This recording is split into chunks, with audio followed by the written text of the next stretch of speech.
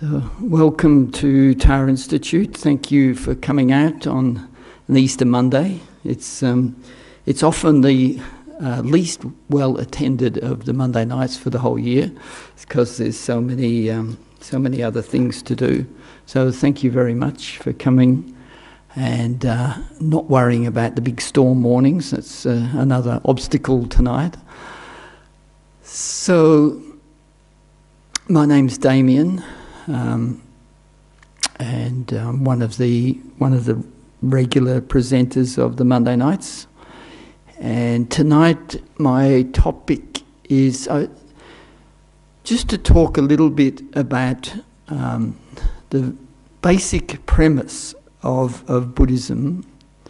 And this has been sort of encapsulated by His Holiness the Dalai Lama, who sort of has summed it up in this way, that the practice of Buddhism is loving kindness. And the philosophical view of Buddhism is dependent arising. So for the next few weeks I want to talk about these two aspects, and also to talk about how we actually need to have both of these aspects in our practice. And that there's value in each one, let's say independently, but there's a particular value in being able to combine these two aspects as well, whether you're a Buddhist or not. So these two topics are important. And just to mention initially that the practice of Buddhism being loving kindness, we can see that quite clearly all of the world's major religions, that the practice of loving kindness or the practice of love and compassion is central to the actual practice of the religion. And the philosophical view, so the philosophical view is probably the one place where there's a bit of a divergence between a Buddhist view and some of the other major religions. So that particularly comes down to the belief in whether there is a creator or not. So the Buddhist idea of dependent arising is basically the way that Buddhists explain the world, and it doesn't use the idea of a creator as part of that explanation. But we'll come to some of those ideas in the next few weeks. So tonight, the idea of practice. So what are Buddhists supposedly doing? What do they do? And so the practice of Buddhism is this idea of practicing, which means adopting a mind of loving kindness. So as humans, we do have a natural inclination, or a natural, you could say even it's built into our genes, a reliance on loving kindness, a reliance on love and compassion. And the reason why I say it's sort of even in our genes is because human beings can only survive, they can only become born and grow and survive in life with the kindness of others. So in particular, the kindness of the mother is the first one that we can mention, that the gestation and birth and the early years of a child are for the child to survive, they are completely dependent on the kindness of the mother. You know, even to the point where maybe 100 times a day a mother may sort of save or protect the life of their child. You know, like constantly the child's welfare and livelihood is dependent on the mother. So it sort of shows that we as human beings are totally grateful, or we're totally in debt to the kindness of others. So that's an important point to recollect and to contemplate, that my existence, even this mere physical body, has come from the egg and the sperm of my mother and father. So, you know, my mere physicality is actually due to the kindness of others. And then the fact that I'm grown and survive is again dependent on, and not just the kindness of my mother, but I can speak and understand due to the kindness of somebody who taught me the alphabet and taught me how to talk. I have an education, I have a good physical health, so I am indebted to a whole host of beings, indebted to a whole host of people for looking after me. And if I was actually to sum up all the chickens and fish and cows and things that I've eaten, I'm indebted to them for the condition of my body as well. You know, like if everything that I've eaten in the last 70 years was piled up in this room, it would be a whole menagerie of beings to whom I am really indebted, whether I recognise it or not. You know, it's an interesting thing to consider how many creatures that we have eaten and how many creatures we've killed. It's just, a countless number. But here we are first of all looking at the altruistic attitudes of others, particularly the care from a mother that has enabled me to live. So, loving kindness. So for me then, we know what love and compassion is. Love is the wish for somebody to be happy, to have whatever they want, to be content, to be joyful, to have a good, happy mind, to have a good, healthy body. That's the sort of the feeling of love that we have for somebody. And then compassion is seeing that they are suffering and then wishing them to be free of that suffering, wishing them to have no problems, no difficulties, good health, like to be free of bad health, to be free of illness, to be free of difficulties, to be free of feeling cold or hot or hungry or thirsty, to be free of that. Is the mind of compassion, is wishing somebody to be free of difficulty. So those two work together. So loving kindness is basically an affectionate feeling, and then from that affectionate feeling we have the wish that they be happy, and we have the wish that they be free from suffering. And so that's what love and compassion mean, and they're both based on the sort of warm, affectionate feeling for somebody. So we as normal human beings, we also have love and compassion. And the question that arises then is the love and compassion that we have for our friends, for our family, for our children, for our partner, for our dog, our cat, that affection that we have. Is that the same as the Buddhist idea of loving kindness and love and compassion? So we can say that maybe in terms of its nature, it is the same. It's the wish for somebody to be happy and the wish for somebody to be free from suffering. But our normal love and compassion is often based on my own self-interest or my own, my identity, my I, the sense of I as me. And so you're my friend. So because you're my friend, I then have a wish for you to be happy and a wish for you to be free from suffering. So to see that there's a little bit of a condition that has crept into our loving kindness for others.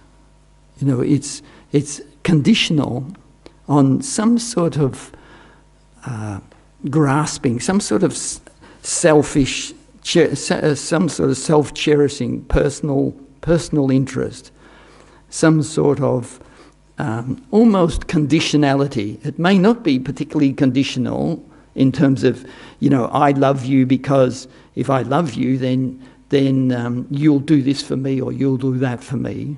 You know, it may not be so overtly conditional, but there is a little bit of self-interest in it. And so that element of conditionality, in an ideal sense, the idea of the loving kindness in a Buddhist context is that it does not have that partiality. It doesn't have that conditionality. It's openly universal is the aspiration that we have.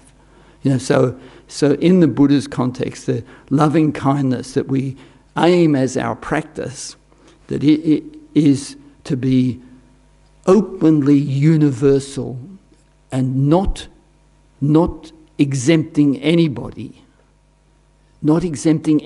from that field of our loving kindness.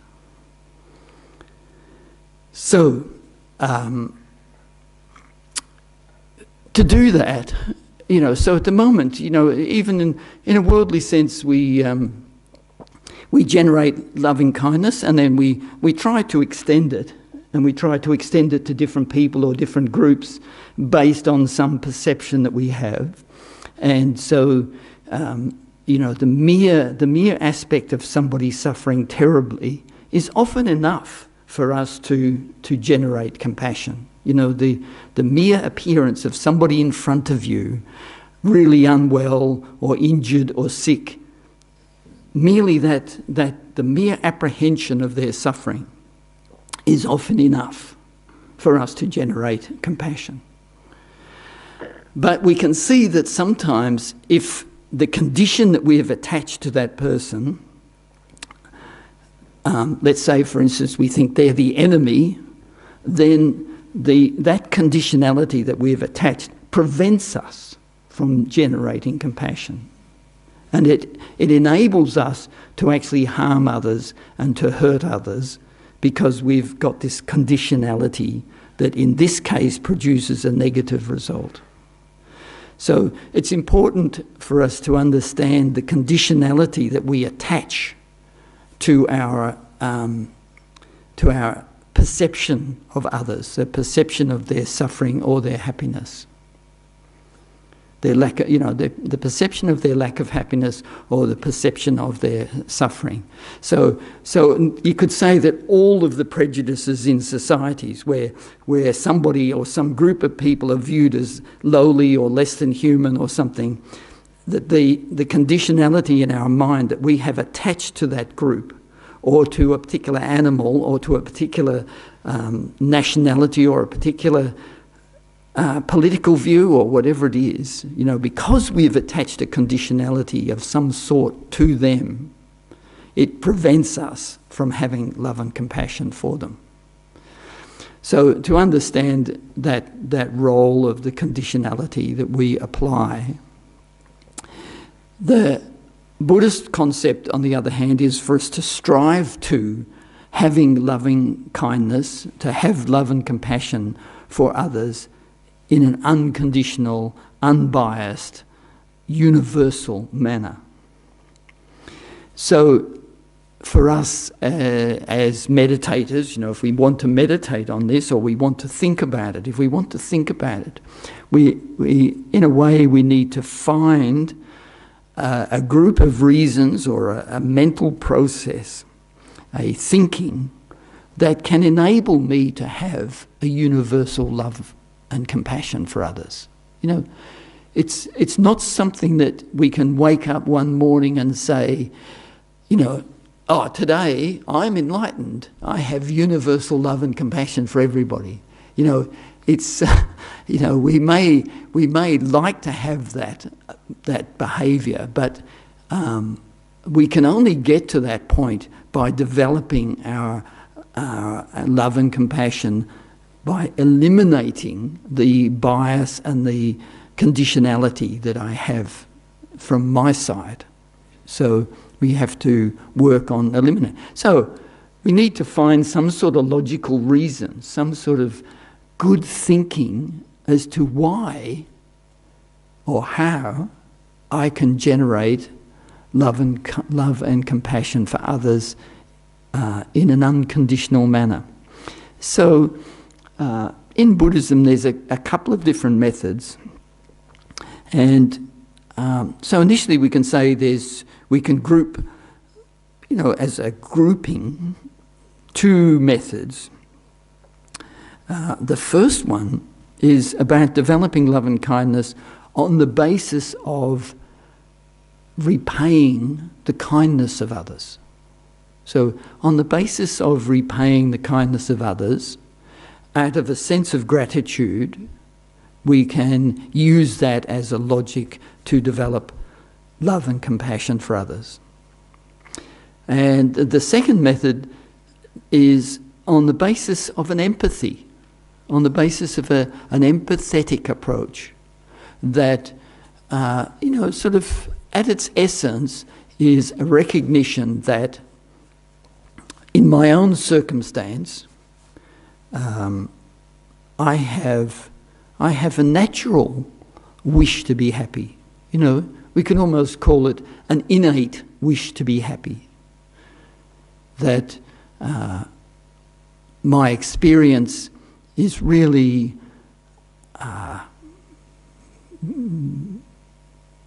aimed at my happiness. You know, the decisions that I make in life are aimed at my personal happiness. And that similarly,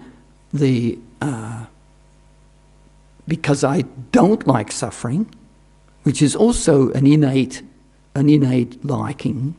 I don't like suffering. That's an innate sort of thing in me. I don't want to suffer. I avoid suffering. So that also is an innate driver in my behaviour, is that I will avoid suffering. And if I have suffering, I will strive to eliminate that suffering. So we, recognising this personal, innate wish for happiness and a wish to be free from suffering, then the empathetic logic goes that we strive to see that everybody else is exactly the same. We really try to establish in our mind that every other living being is exactly the same in this regard, that they want happiness and they want to be free from suffering. So using that logic to then overcome the conditionality and the restricted bias and the limited self-cherishing sort of approach that it's, you know, maybe there isn't a single human who doesn't have some love and compassion for others. But potentially it's possible that somebody could be so self-cherishing that they have absolutely no feeling for anybody. But I think that's probably not likely amongst humans. You know, that is probably not the case. That there is every human being would have somebody to whom they have some love and compassion. So the idea of the empathy approach is that we try to recognise that every other living being has this wish to be happy and the wish to be free from suffering. And so we use that, we cultivate that as the basis for developing our own love and compassion to be unconditional, unbiased, and universal.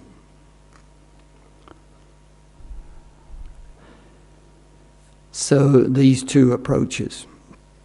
Then, and we'll maybe delve into them a little bit more in the next few weeks.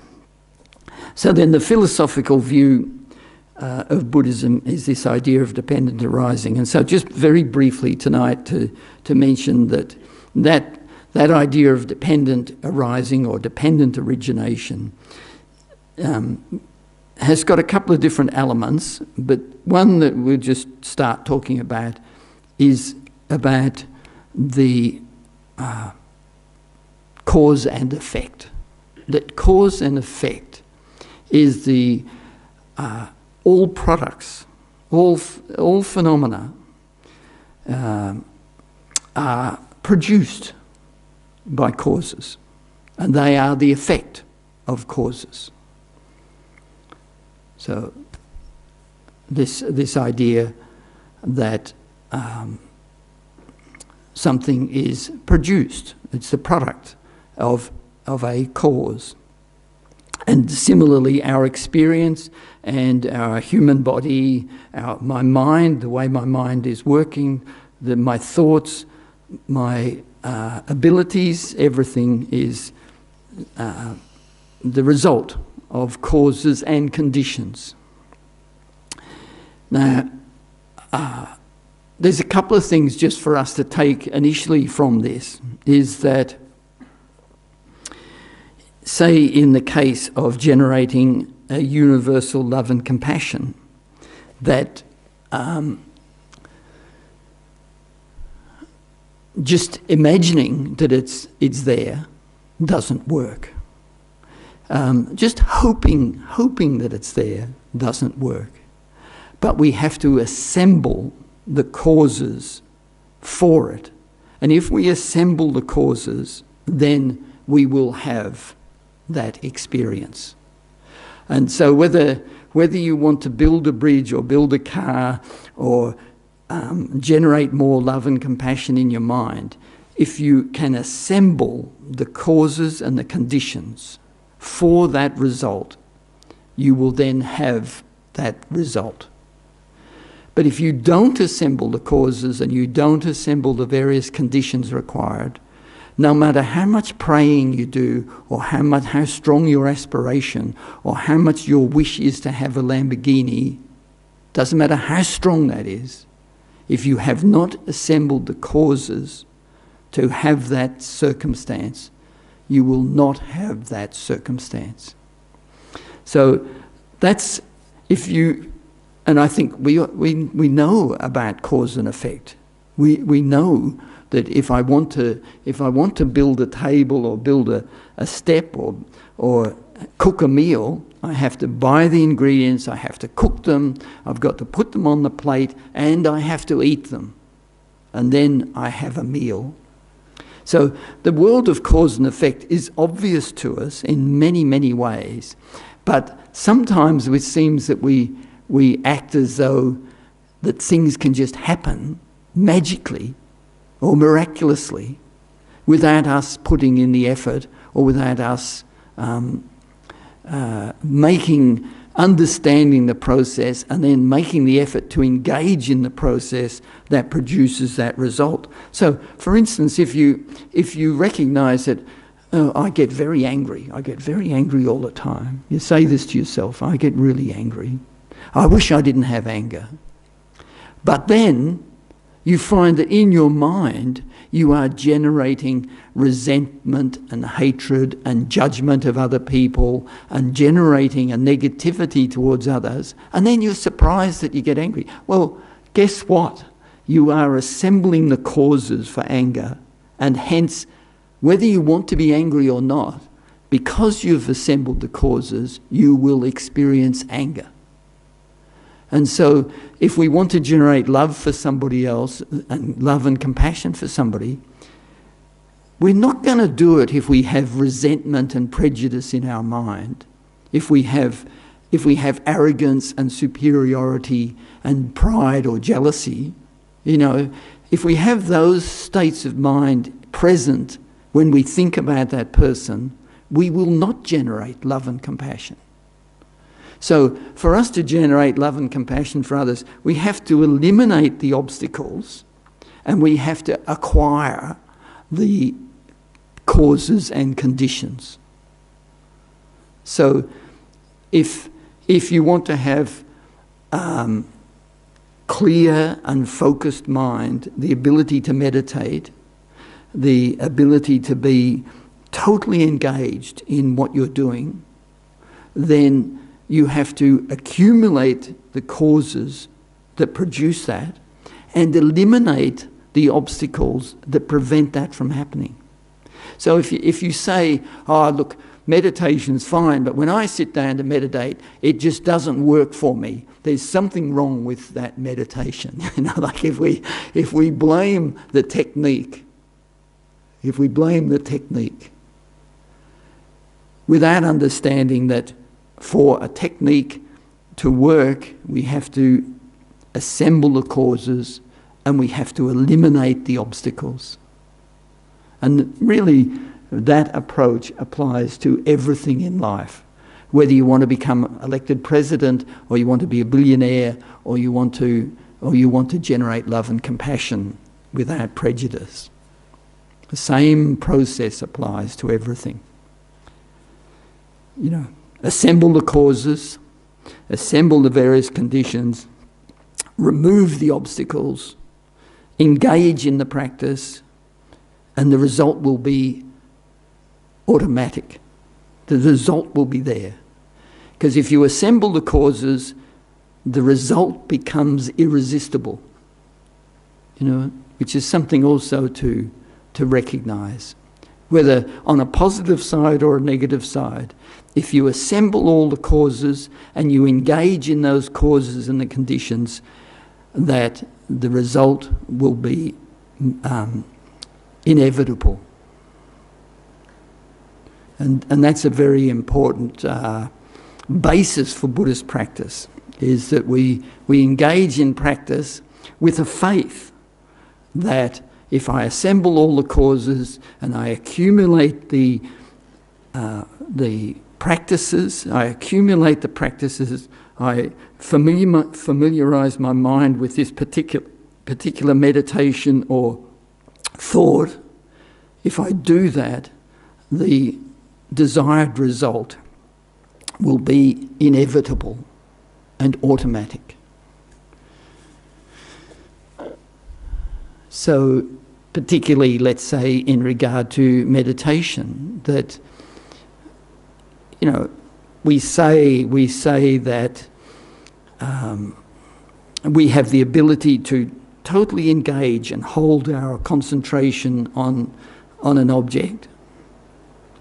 And even from that process that we can achieve like very clear states of mind, a very powerful mind, a mind with a lot of great abilities to analyze and to generate, let's say, for instance, love and compassion or wisdom, that we have that ability.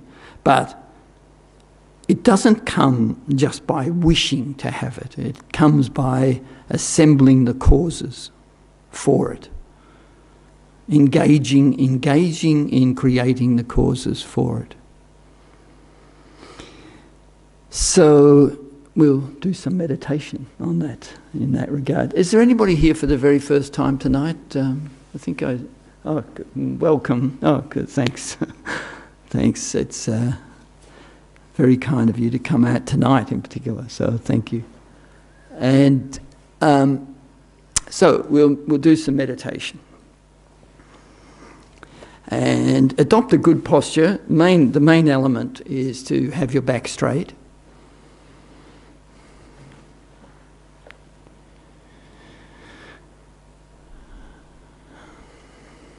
And become aware of where your mind is.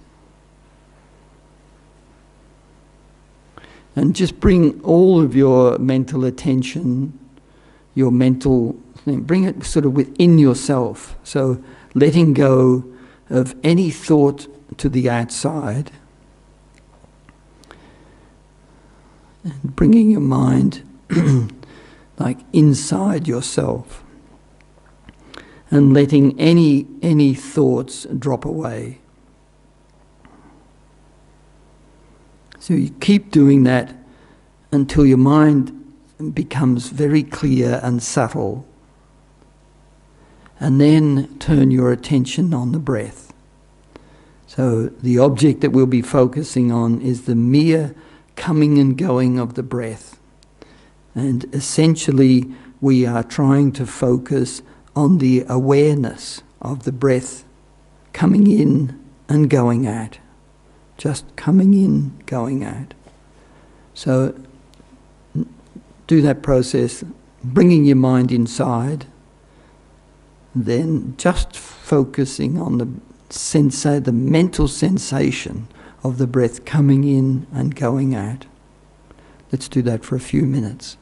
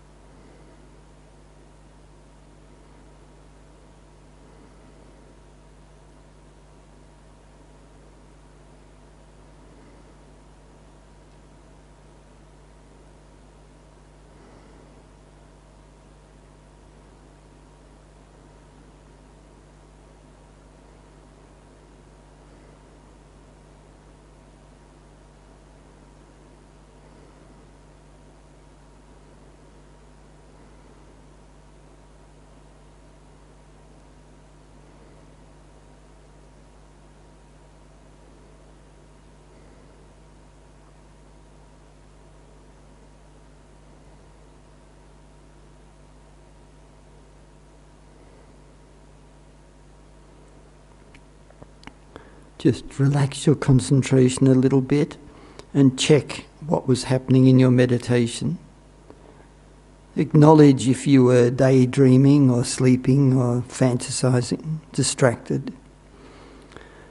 And then we'll just repeat the same meditation. So develop a strong motivation that you'll keep your focus 100% on the breath, and that this is a means to develop your mental power, your ability to concentrate and focus, and that will lead to generating all sorts of good qualities.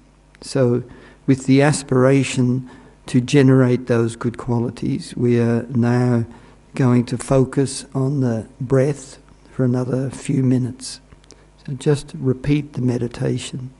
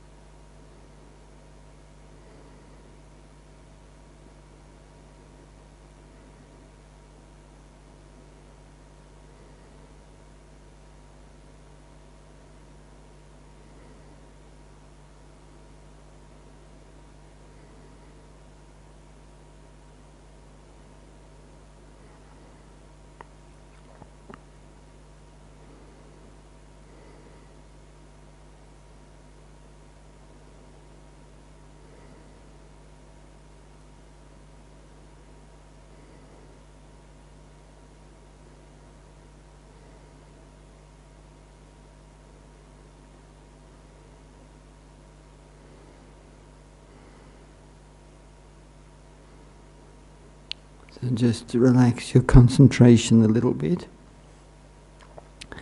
So what I'd like you to try to do now is to think about the love and compassion that you have, and to examine the conditionality of that.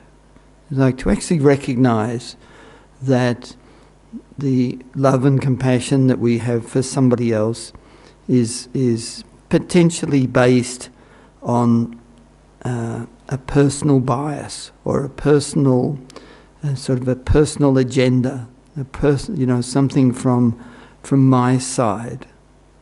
So not merely that love and compassion is not merely to do with that person's happiness and their freedom from suffering, but it is somehow connected to my own self-cherishing.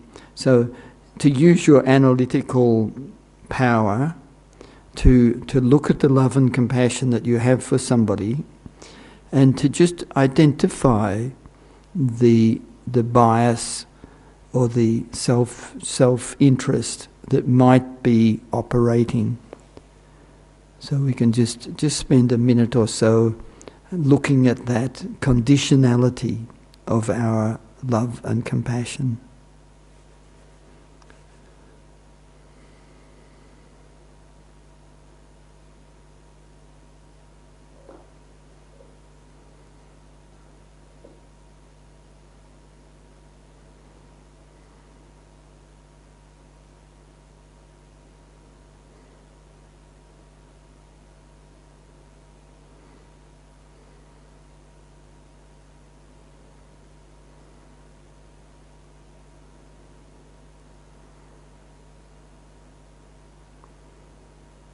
So we can examine whether before I knew them very well, or before they did something special for me, or that prior to that, did I have that same level of love and compassion for them? And similarly, if we look at a situation where somebody has hurt us or upset us or left us or done something, do I still have that same level of love and compassion for them? So just examining the various aspects of the conditionality or bias that we have in relation to the love and compassion that we have for others. So we can just look at that.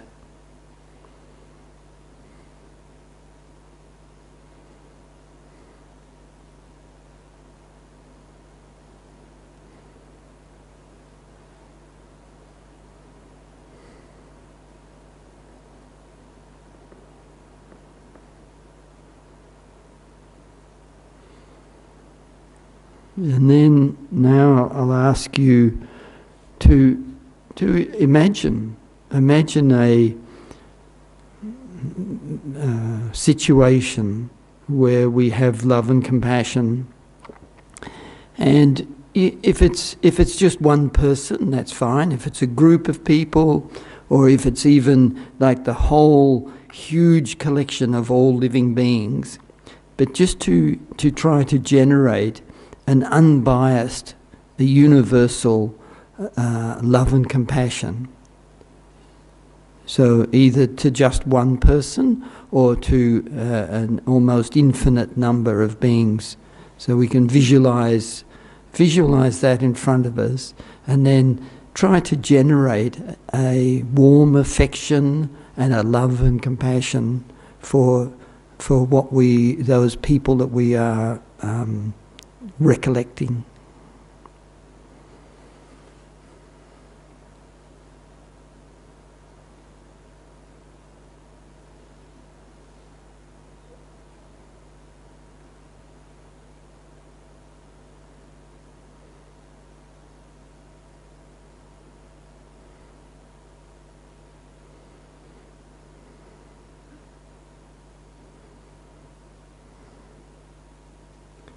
So we can just relax a little bit, and just remark.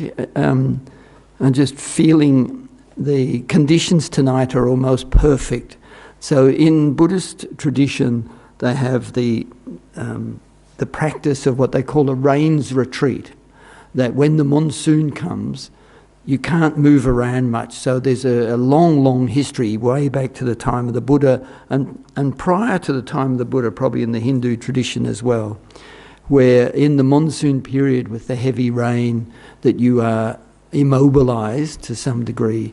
And so there's this long practice of meditating with the rain. And so we've got this beautiful rain falling at the moment and the thunder. So let's just do a very brief meditation, thinking about, we're sharing this common experience with thousands of years of meditators, and sort of rejoicing in your own good fortune to be in a circumstance that is like similar, somehow that a similar circumstance to all these great practitioners who are able to meditate in the rainy season, and just enjoy that common experience.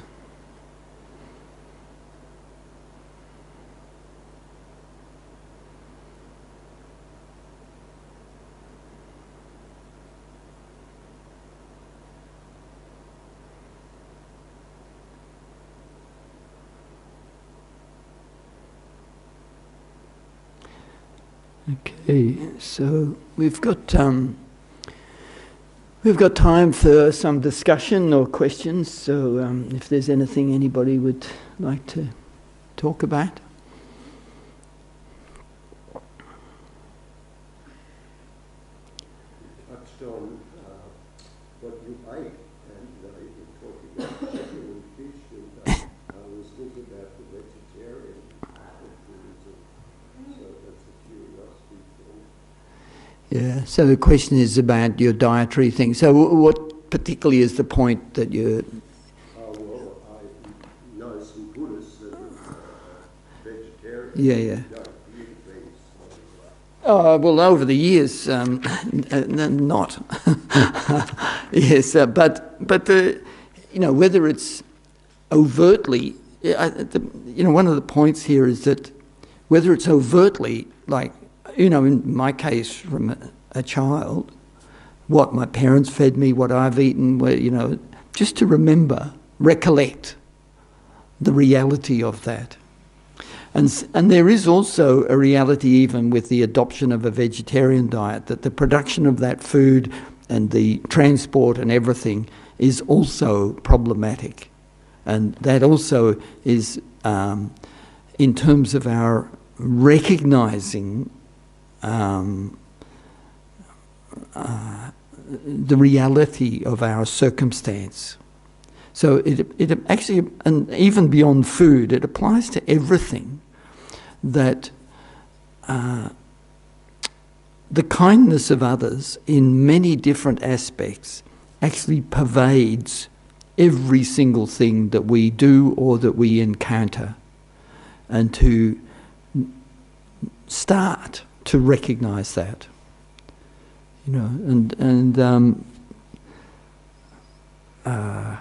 yeah. So that's the basic principle, and it actually applies to everything, the kindness of others. So, and to develop our recognition of that is important. Yeah.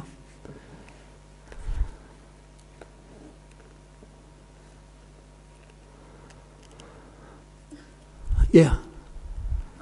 Can I ask a related question? It's not related to your teaching, but with the Buddha, the story of Prince Siddhartha and that, Yeah. how is the other Buddhas, like how do you explain about different Buddhas, because there's been more than one? Yeah, so the question is about the Buddha. All right, so we live in the time of the Buddha. So even though the Buddha passed away, because the Buddha's teachings still exist, it's said that we have the great fortune to be living in the time of the Buddha. So this is Shakyamuni Buddha, the main central figure here in the altar behind me. So we are living in the time of Shakyamuni Buddha. And that's quite important to recognise. Now, the Buddha's teachings, let's say that 2,500 or 3,000 years ago, the Buddha taught, and those teachings are still existent. But they will disappear. And there's sort of these predictions about a gradual deterioration, and eventually they disappear from the world. And then there might be a long period of time where there is no Buddhist teachings existent. And then it's said that another Buddha will come to the earth and teach again. So there's... I don't know if you're a fan of all this stuff, but the Buddhist sort of presentation of existence is that the lifespan of the earth will actually have 1,000 Buddhas come and teach in the full lifespan of the earth, or of this existence. Maybe not restricted to the planet Earth, but this existence. There'll be 1,000 Buddhas come. And Shakyamuni Buddha, our Buddha, is said to be the fourth, which is very interesting. So the previous Buddha was something like 60,000 years ago, or something like that. It's a bit unclear, because there's not a lot of Netflix shows about the previous Buddha, and it's a bit hard to know. But my understanding is that previous Buddha was about 60,000 years ago. The ones before that, I'm not sure when they were, but maybe a very long time ago. And supposedly still teaching effectively to humans, whenever it was. Anyway, that's sort of into the realm of an unknowable. But in the whole universal picture of the world, of worlds, of everything, of existence, there have been countless people who were ordinary beings who developed love and compassion and developed wisdom and then eliminated all of the obstacles and acquired all of the good qualities and became Buddhas themselves. You know, from the Buddhist point of view, countless numbers of beings have already done that.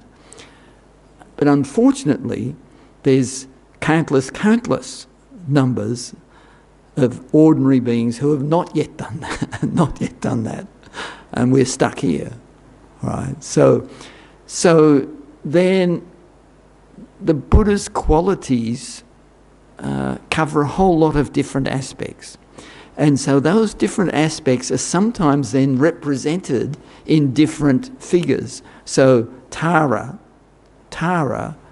is, one way of looking at Tara is the embodiment of compassionate action.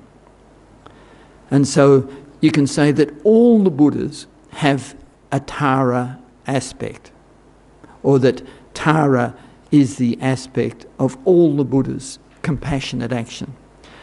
But in addition to that, there is the Tara who is a Buddha from a particular person, who was a practitioner who at the time when she lived felt that there was a shortage of examples for women, and so resolved to attain enlightenment in the form of a woman to be an example for women to become enlightened, to practice. But so those two aspects are sort of coincident, that Tara is the aspect of compassionate action. And so Tara is represented with the right leg out like that. So, and she's already moving forward. So that idea that there's somebody suffering, she's already moving to resolve that suffering, already moving forward. And then, similarly on this side we have Chenrezig or Avalokiteshvara, the large white image, the Buddha of compassion. So, and Chenrezig is drawn holding a jewel, which is the elixir to resolve everybody's suffering. And so the same thing applies to Chenrezig. That compassionate aspect of all the Buddhas we can say that it's embodied in that aspect. And probably, I don't know the story, but similarly, there's probably an individual who became enlightened in that aspect, as well. So that's why it becomes a fairly expansive description. But I don't know if that... Sam, it's okay. The windows are fine. So it becomes those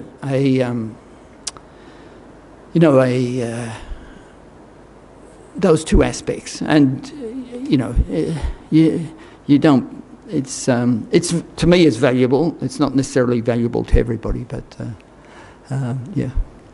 So any other questions? Sam.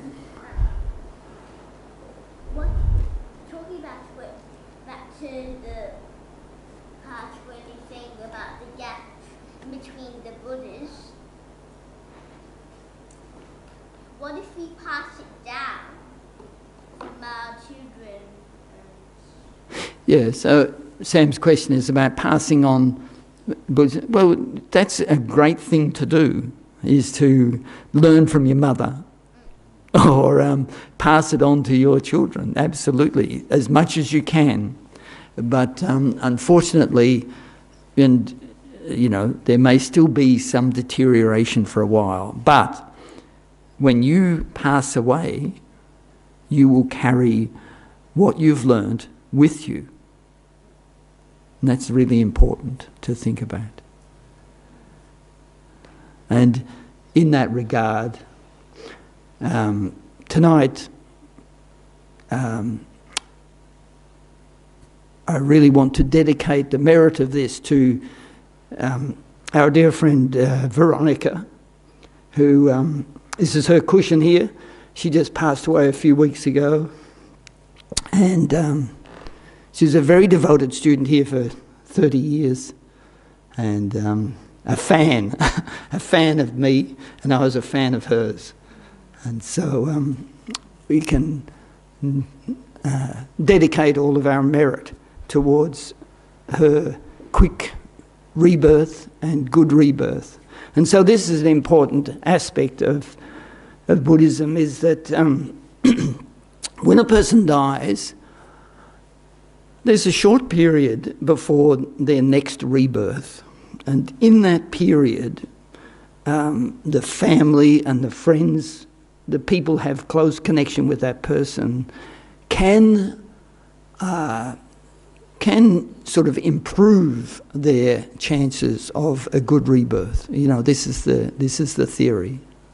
So by us engaging in practices and dedicating the merit towards the good rebirth and a swift and good rebirth as a human, and still to have a connection to the Dharma, you know, to develop, you know, it's said that we have some ability, you know, it's maybe not much, but we have some ability to influence that process.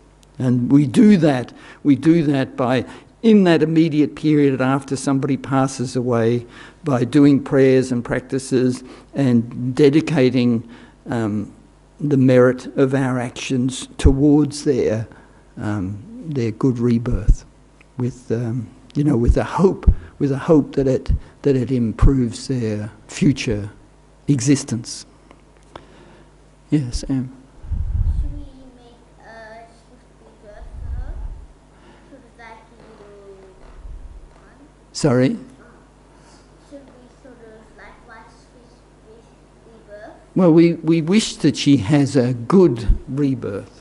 Good, and good means ideally, let's say, as a human, and still in a circumstance where she can practice and learn about Buddhism and be a kind and considerate person, and so to have that wish.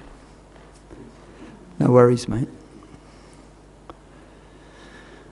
Okay, so we'll just dedicate in that way the benefit of tonight. So, and we're dedicating, so the virtue, you know, what we call virtue of us all coming together and meditating and thinking together is something quite special.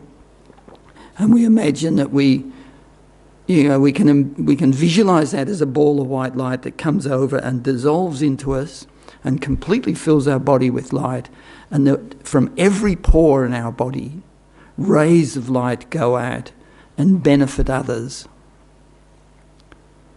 And so we just do that visualization and thinking that every living being is brought into a state of happiness and complete freedom from suffering.